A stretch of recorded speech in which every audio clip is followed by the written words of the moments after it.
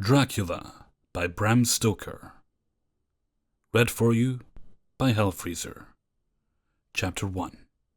Jonathan Harker's Journal, kept in shorthand. The 3rd of May, Bistritz. Left Munich at 8:35 p.m. on 1st of May. Arriving at Vienna early next morning. Should have arrived at 6:46, but train was an hour late. Budapest seems a wonderful place, from the glimpse which I got of it from the train, and the little I could walk through the streets. I feared to go very far from the station, as we had arrived late, and would start as near the correct time as possible. The impression I had was that we were leaving the west and entering the east, the most western of splendid bridges over the Danube, which is here of noble width and depth, took us among the traditions of the Turkish rule. We left in pretty good time, and came after nightfall to Klausenburg. Here I stopped for the night at the Hotel Royal. I had for dinner, or rather supper, a chicken done up in some way with red pepper, which was very good but thirsty. Ma'am, get recipe for Mina. I asked the waiter, and he said it was called paprika Händel, and that as it was a national dish, I should be able to get it anywhere along the Carpathians. I found my smattering of German very useful here. Indeed, I don't know how I should be able to get on without it.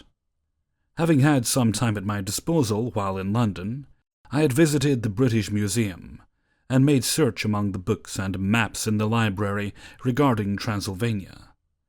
It had struck me that some foreknowledge of the country could hardly fail to have some importance in dealing with a nobleman of that country. I find that the district he named is in the extreme east of the country, just on the borders of 3 states, Transylvania, Moldavia, and Bukovina, in the midst of the Carpathian Mountains, one of the wildest and least known portions of Europe. I was not able to light on any map or work giving the exact locality of the Castle Dracula, as there are no maps of this country as yet to compare with our own Ordnance Survey maps, but I found that Bistritz, the post town named by Count Dracula, is a fairly well-known place. I shall enter here some of my notes, as they may refresh my memory when I talk over my travels with Mina. In the population of Transylvania, there are 4 distinct nationalities: Saxons in the south, and mixed with them the Wallachs, who are the descendants of the Dacians, Magyrs in the west, and the Sikhes in the east and north. I am going among the latter, who claim to be descended from Attila and the Huns. This may be so, for when the Magyrs conquered the country in the 11th century, they found the Huns settled in it. I read that every known superstition in the world is gathered into the horseshoe of the Carpathians, as if it were the centre of some sort of imaginative whirlpool. If so, my stay may be very interesting. Ma'am, I must ask the Count all about them. I did not sleep well, though my bed was comfortable enough, for I had all sorts of queer dreams. There was a dog howling all night under my window, which may have had something to do with it, or it may have been the paprika, for I had to drink all the water in my carafe and was still thirsty. Towards morning I slept and was wakened by the continuous knocking at my door, so I guess I must have been sleeping soundly by then. I had for breakfast more paprika, and a sort of porridge of maize flour which they said was mamaliga, an eggplant stuffed with forcemeat, a very excellent dish, which they call impelletata. Ma'am, get recipe for this also. I had to hurry breakfast, for the train settled a little before 8, or rather it ought to have done so, for the rushing to the station at 7:30, I had to sit in the carriage for more than an hour before we began to move. It seems to me that the further east you go, the more unpunctual are the trains. What ought they to be in China? All day long we seemed to dawdle through a country which was full of beauty of every kind. Sometimes we saw little towns or castles on top of the steep hills, such as we see in the old missals. Sometimes we ran by rivers and streams which seemed, from the wide stony margin on each side of them, to be subject to great floods. It takes a lot of water, and running strong, to sweep the outside edge of a river clear. At every station there were groups of people, sometimes crowds, and in all sorts of attire.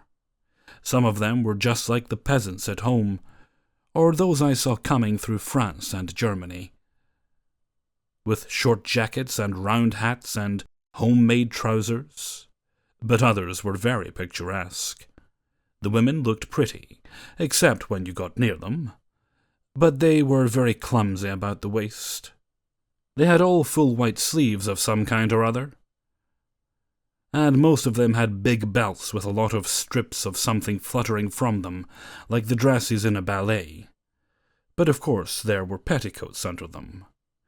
The strangest figures we saw were the Slovaks, who were more barbarian than the rest. With their big cowboy hats, great baggy dirty white trousers, white linen shirts, and enormous heavy leather belts, nearly a foot wide, all studded over with brass nails. They wore high boots with their trousers tucked into them, and had long black hair and heavy black mustaches. They are very picturesque, but do not look prepossessing. On the stage they would be set down at once as some old oriental bag of brigands. They are, however, I am told, very harmless, and rather wanting in natural self-assertion. It was on the side of twilight when we got to Bistritz, which is a very interesting old place, being practically on the frontier, for the Borgo Pass leads from it into Berkovnia. It has had a very stormy existence, and certainly shows marks of it.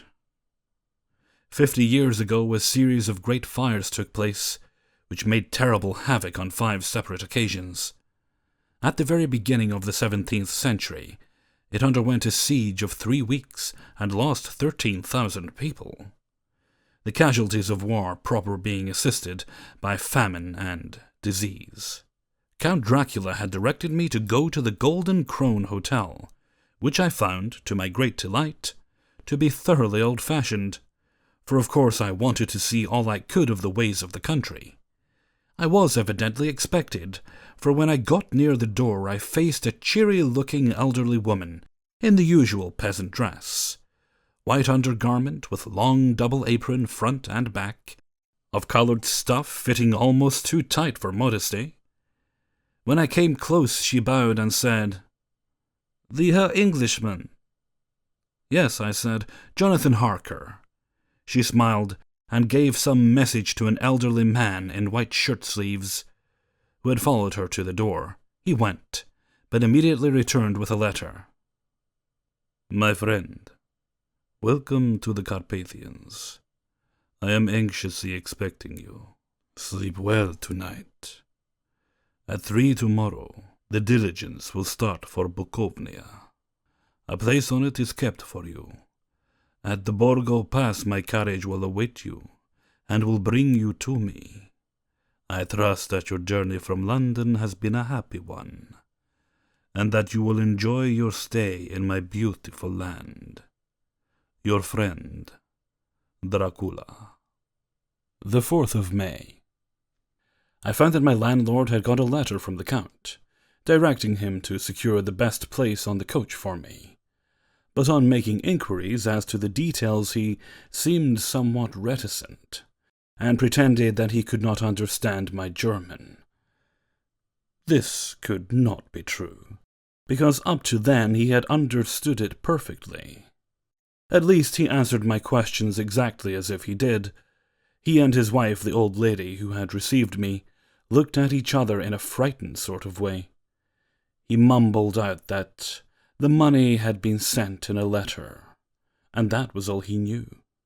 When I asked him if he knew Count Dracula, and could tell me anything of his castle, both he and his wife crossed themselves, and, saying that they knew nothing at all, simply refused to speak further. It was so near the time of starting that I had no time to ask anyone else, for it was all very mysterious and not by any means comforting. Just before I was leaving, the old lady came up to my room and said in a very hysterical way, "Must you go? Oh, young must you go?" She was in such an excited state that she seemed to have lost her grip on what German she knew, and mixed it all up with some other language which I did not know at all. I was just able to follow her by asking many questions. When I told her that I must go at once, and that I was engaged on important business, she asked again, "Do you know what day it is?" I answered that it was the 4th of May. She shook her head and said again, "Oh, yes, I know that. But do you know what day it is?" On my saying that I did not understand, she went on, "It is the eve of St. George's Day. Do you not know that tonight, when the clock strikes midnight, all the evil things in the world will have full sway? Do you know where you are going, and what you are going to?" She was in such evident distress that I tried to comfort her, but without effect. Finally, she went down on her knees and implored me not to go, at least to wait a day or two before starting. It was all very ridiculous, but I did not feel comfortable. However, there was business to be done, and I could allow nothing to interfere with it. I therefore tried to raise her up, and said, as gravely as I could, that I thanked her, but my duty was imperative, and that I must go. She then rose, dried her eyes, and taking a crucifix from her neck, offered it to me. I did not know what to do, for as an English churchman, I have been taught to regard some things as in some measure idolatrous. And yet it seemed so ungracious to refuse an old lady, meaning so well, and in such a state of mind. She saw, I suppose, the doubt in my face, for she put the rosary round my neck and said, "For your mother's sake," and went out of the room. I am writing up this part of the diary whilst I am waiting for the coach, which is, of course, late, and the crucifix is still round my neck. Whether it is the old lady's fear or the many ghostly traditions of this place, or the crucifix itself, I do not know, but I am not feeling nearly as easy in my mind as usual. If this book should ever reach Mina before I do, let it bring my goodbye. Here comes the coach. The 5th of May, the castle. The grey of the morning has passed, and the sun is high over the distant horizon, which seems jagged. Whether with trees or hills I know not, for it is so far off that big things and little are mixed. I am not sleepy, and as I am not to be called till I awake, naturally I write till sleep comes. There are many odd things to be put down, and last who reads them may fancy that I dined too well before I left Bistritz. Let me put down my dinner exactly. I dined on what they called robber steak, bits of bacon, onion, and beef, seasoned with red pepper, and strung on sticks and roasted over the fire, in the simple style of the London cat's meat. The wine was golden mariage, which produces a queer sting on the tongue, which is, however, not disagreeable. I had only a couple of glasses of this, and nothing else. When I got on the coach, the driver had not taken his seat, and I saw him talking with the landlady. They were evidently talking of me, for every now and then they looked at me, and some of the people who were sitting on the bench outside the door, which they called by a name meaning word-bearer, came and listened, and then looked at me, most of them pityingly. I could hear a lot of words, often repeated, queer words, for there were many nationalities in the crowd. So I quietly got my polyglot dictionary from my bag and looked them out. I must say, they were not cheering to me, for amongst them were Ordog, Satan, Pokol, Hell, Stragoika, Witch, Vrolok and Vlkosak, both of which meant the same thing, one being Slovak and the other Servian, for something that is either werewolf or vampire. Memorandum: I must ask the Count about these superstitions. When we started, the crowd rounded the inn door, which had by this time swelled to a considerable size. All made the sign of the cross and pointed 2 fingers towards me. With some difficulty, I got a fellow passenger to tell me what they meant. He would not answer at first, but on learning I was English, he explained that it was a charm or guard against the evil eye. This was not very pleasant for me, just starting for an unknown place to meet an unknown man, but everyone seemed so kind-hearted and sorrowful, and so sympathetic, that I could not but be touched. I shall never forget the last glimpse which I had of the inn-yard, and its crowd of picturesque figures, all crossing themselves as they stood round the wide archway, with its background of rich foliage, of oleander and orange trees in green tubs clustered in the centre of the yard. Then our driver, whose wide linen drawers covered the whole front of the box seat, Gotza they call them, cracked his big whip over his 4 small horses which ran abreast, and we set off on our journey. I soon lost sight and recollection of ghostly fears in the beauty of the scene as we drove along, although had I known the language, or rather languages, which my fellow passengers were speaking, I might not have been able to throw them off so easily. Before us lay a green sloping land full of forests and woods, with here and there steep hills, crowned with clumps of trees or with farmhouses, the blank gable end to the road. There was everywhere a bewildering mass of fruit blossom, apple, plum, pear, cherry. As we drove by, I could see the green grass under the trees, spangled with the fallen petals. In and out amongst these green hills of what they call here Mittelland ran the road, losing itself as it swept round the grassy curve, or was shut out by the straggling ends of pine woods, which here and there ran down the hillside like tongues of flame. The road was rugged, but still we seemed to fly over it with a feverish haste. I could not understand then what the haste meant, but the driver was evidently bent on losing no time in reaching Borgo-Prund. I was told that this road is in summer-time excellent, but that it had not yet been put in order after the winter snows. In this respect, it is different from the general run of roads in the Carpathians, for it is an old tradition that they are not to be kept in too good order. Of old, the hospodars would not repair them, lest the Turks should think that they were preparing to bring in foreign troops, and so hasten the war which was always really at loading point. Beyond the green swelling hills of the Mittelland rose mighty slopes of forest, up to the lofty steeps of the Carpathians themselves.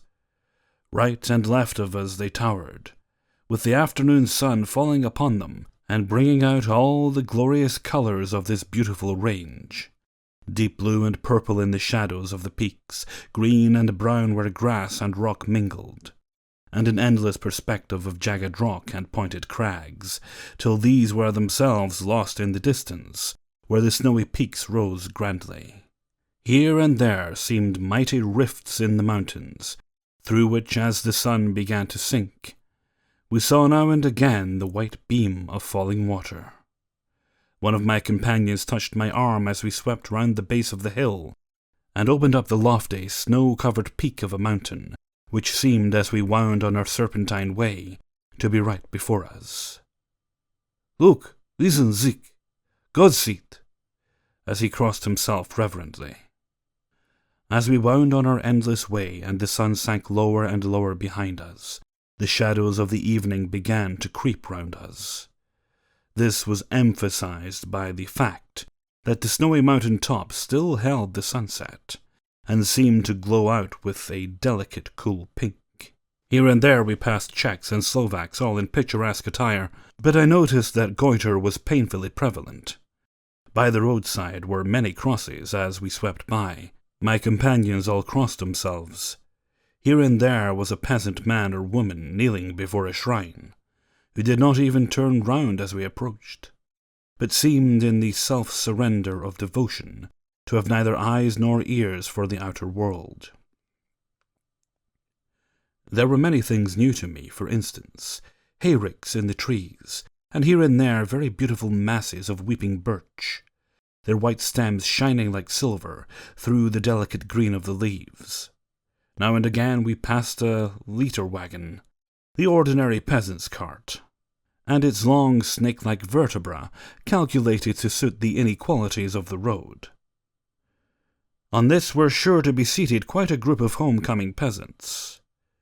The Czechs with their white and the Slovaks with their coloured sheepskins, the latter carrying lance-fashion their long staves, with axe at end. As the evening fell, it began to get very cold, and the growing twilight seemed to merge into one dark mistiness, the gloom of the trees, oak, beech, and pine. Though in the valleys which ran deep between the spurs of the hills, as we ascended through the pass, the dark firs stood out here and there against the background of late-lying snow. Sometimes, as the road was cut through the pine woods that seemed in the darkness to be closing down upon us, great masses of greyness, which here and there bestrewed the trees, produced a peculiarly weird and solemn effect, which carried on the thoughts and grim fancies engendered earlier in the evening, when the falling sunset threw into strange relief the ghost-like clouds which amongst the Carpathians seemed to wind ceaselessly through the valleys. Sometimes the hills were so steep that, despite our driver's haste, the horses could only go slowly.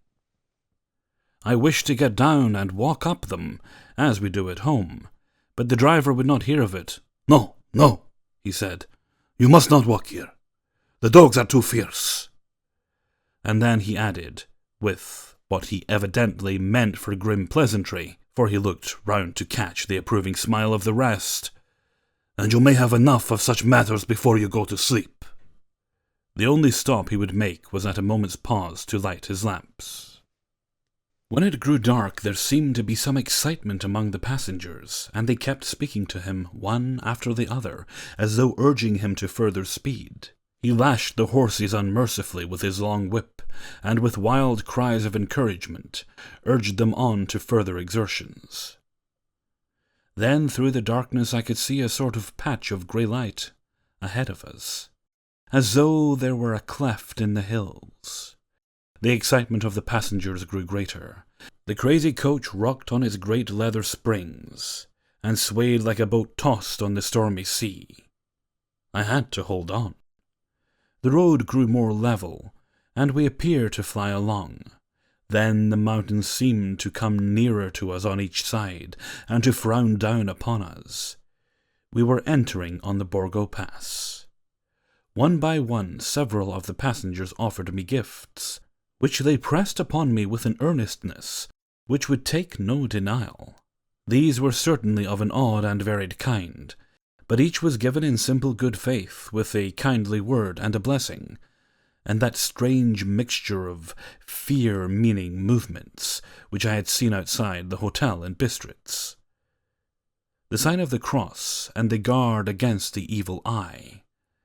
Then, as we flew along, the driver leaned forward, and on each side the passengers, craning over the edge of the coach, peered eagerly into the darkness. It was evident that something very exciting was either happening or expected. But though I asked each passenger, no one would give me the slightest explanation. This state of excitement kept on for some little time, and at last we saw before us the pass, opening out on the eastern side.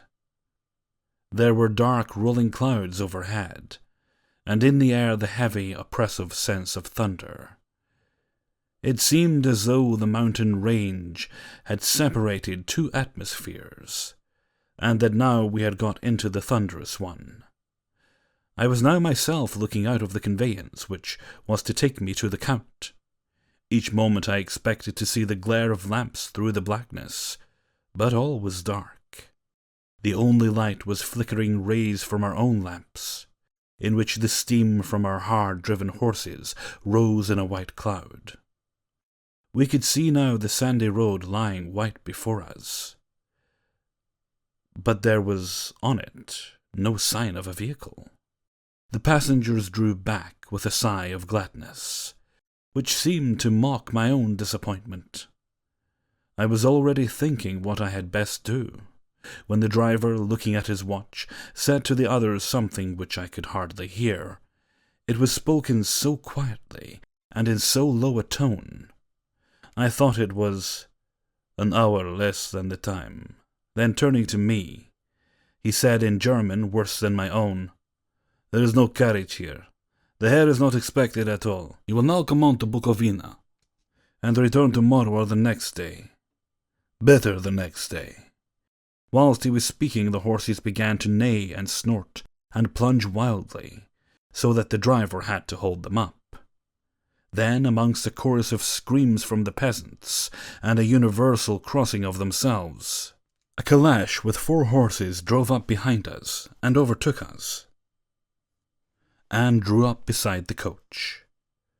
I could see from the flash of our lamps, as the rays fell on them, that the horses were coal-black and splendid animals.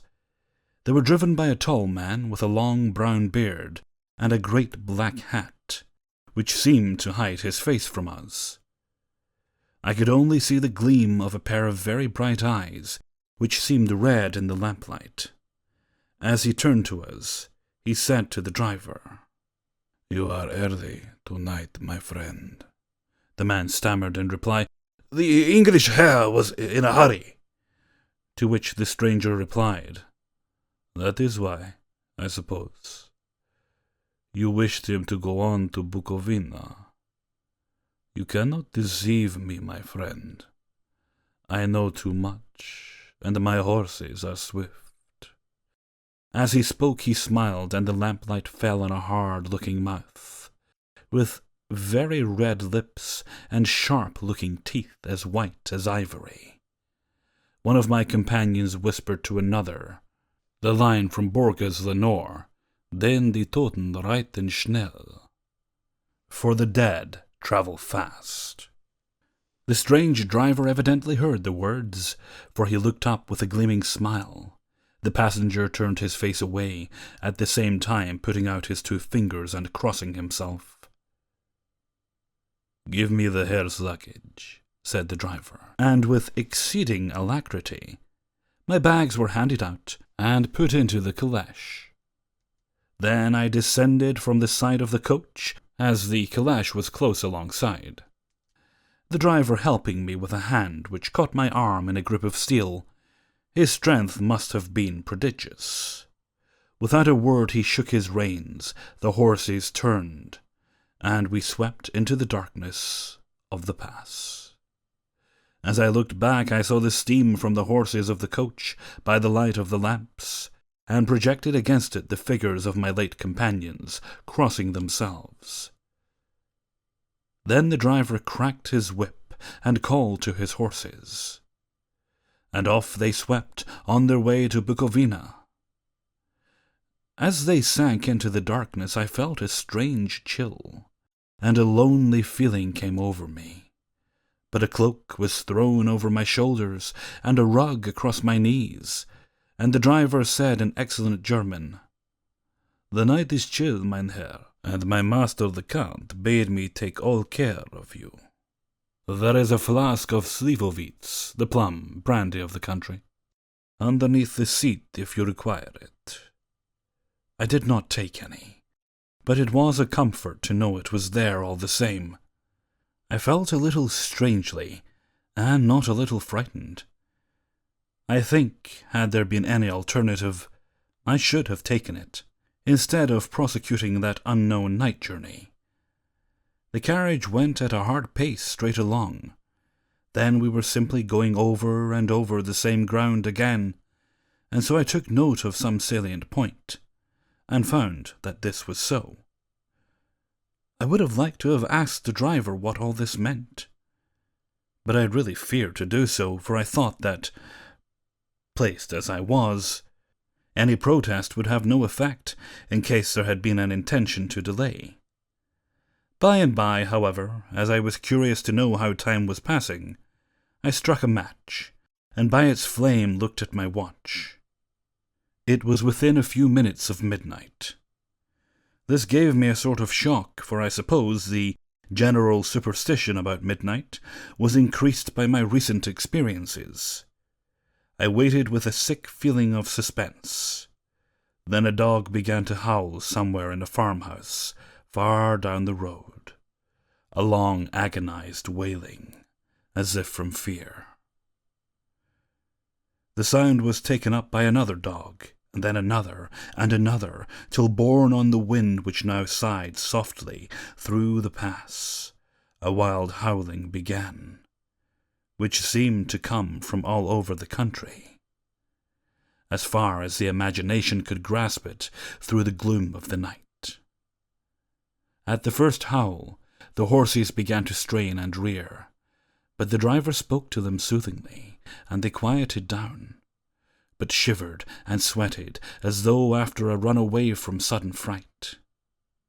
Then far off in the distance, from the mountains on each side of us, began a louder and sharper howling, that of wolves, which affected both the horses and myself in the same way, for I was minded to jump from the caleche and run, whilst they reared again and plunged madly, so that the driver had to use all his great strength to keep them from bolting. In a few minutes, however, my own ears got accustomed to the sound, and the horses so far became quiet that the driver was able to descend and to stand before them. He petted and soothed them, and whispered something in their ears, as I have heard of horse-tamers doing, and with extraordinary effect, for under his caresses they became quite manageable again, though they still trembled. The driver again took his seat, and shaking his reins, started off at a great pace. This time, after going to the far side of the pass, he suddenly turned down a narrow roadway, which ran sharply to the right.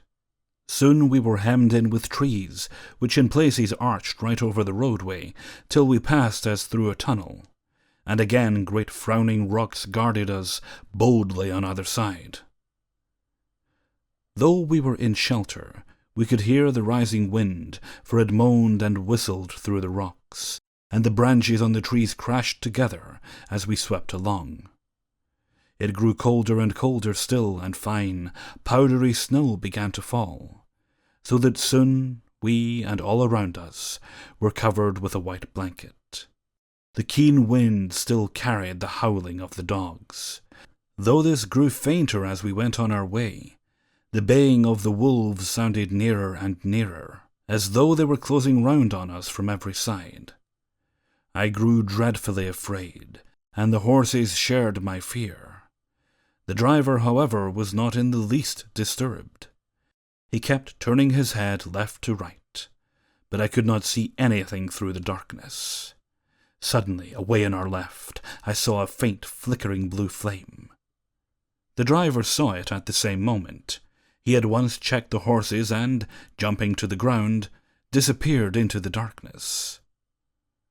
I did not know what to do, the less as the howling of the wolves grew closer, but while I wondered, the driver suddenly appeared again, and without a word took his seat, and we resumed our journey.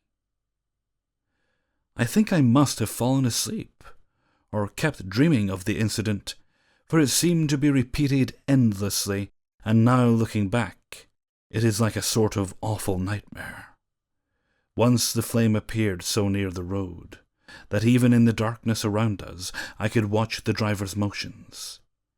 He went rapidly to where the blue flame arose. It must have been very faint, for it did not seem to illuminate the place around it at all, and gathering a few stones formed them into some device. Once there appeared a strange optical effect when he stood between me and the flame. he did not obstruct it, for I could see its ghostly flicker all the same. This startled me, but as the effect was only momentary, I took it that my eyes deceived me, straining through the darkness. Then for a time there were no blue flames, and we sped onwards through the gloom, with the howling of the wolves around us, as though they were following in a moving circle. At last, there came a time when the driver went further afield than he had yet gone, and during his absence the horses began to tremble worse than ever, and to snort and scream with fright. I could not see any cause for it, for the howling of the wolves had ceased altogether. But just then the moon, sailing through the black clouds, appeared behind the jagged crest of a beating, pine-clad rock, and by its light I saw around us a ring of wolves, with white teeth and lolling red tongues, with long, sinewy limbs and shaggy hair. They were 100 times more terrible in the grim silence which held them than even when they howled. For myself, I felt a sort of paralysis of fear. It is only when a man feels himself face to face with such horrors that he can understand their true import. All at once the wolves began to howl, as though the moonlight had some peculiar effect on them.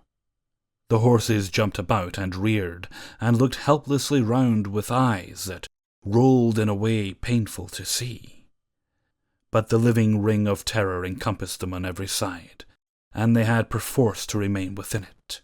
I called to the coachman to come, for it seemed to me that our only chance was to try to break out through the ring, and to aid his approach, I shouted and beat the side of the calash, hoping by the noise to scare the wolves from that side so as to give him a chance of reaching the trap. How he came there I know not, but I heard his voice raised in a tone of imperious command, and looking towards the sound, saw him stand in the roadway, as he swept his long arms, as though brushing aside some impalpable obstacle. The wolves fell back, and back further still. Just then a heavy cloud passed across the face of the moon, so that we were again in darkness. When I could see again, the driver was climbing into the calash, and the wolves had disappeared.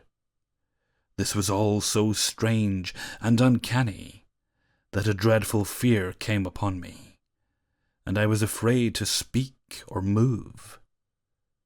The time seemed interminable as we swept on our way, now in almost complete darkness, for the rolling clouds obscured the moon. We kept on ascending, with occasional periods of quick descent, but in the main always ascending. Suddenly I became conscious of the fact that the driver was in the act of pulling up the horses in the courtyard of a vast ruined castle, from whose tall black windows came no ray of light, and whose broken battlements showed a jagged line against the moonlit sky.